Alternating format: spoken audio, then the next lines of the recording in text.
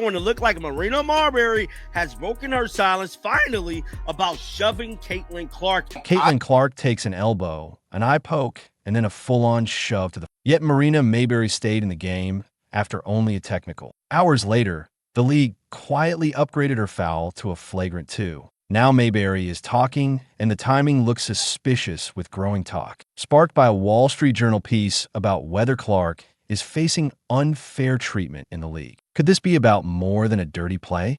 Why do you think Mabrey is breaking her silence all of a sudden? Let us know down in the comments below. Let's go. Most people saw the shove. That's the clip that exploded online. But the chain of events that set it up actually started minutes earlier during the June 17th game, when J.C. Sheldon's hand raked across Caitlin Clark's face in the middle of a scramble for the ball. Clark wasn't out of position or making some reckless move. She was battling for possession exactly where you'd expect when Sheldon's fingers caught her eye. The first sound from the crowd wasn't outraged. It was that sharp mix of gasps and low groans you hear when something looks like it could be serious. Officials were close to the play, and crew chief Ashley Glosslater explained there in the moment judgment before the sequence was reviewed. On replay, they ultimately upgraded Sheldon's foul to a flagrant 1. But that call came after the fact. In real time, the game rolled on. That sent an immediate message that the foul wasn't severe enough to stop play right then, even though fans courtside were already leaning forward, murmuring about what they'd just seen. Frame by frame,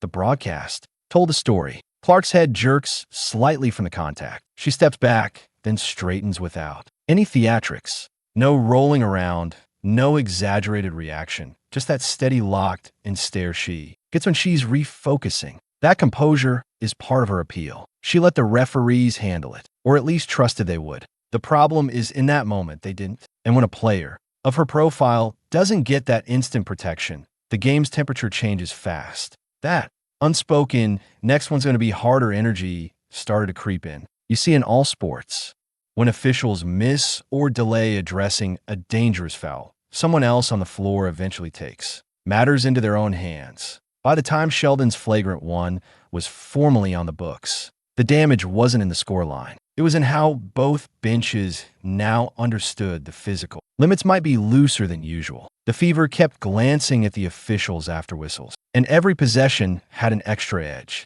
That eye poke stuck in everyone's mind, and it felt like the next big collision was only a matter of time. And that's exactly what happened. The shove that flooded timelines didn't come out of the blue. It came after several minutes of simmering tension the early non-whistle had allowed to build. So why, with that flagrant already recorded, did things still spiral?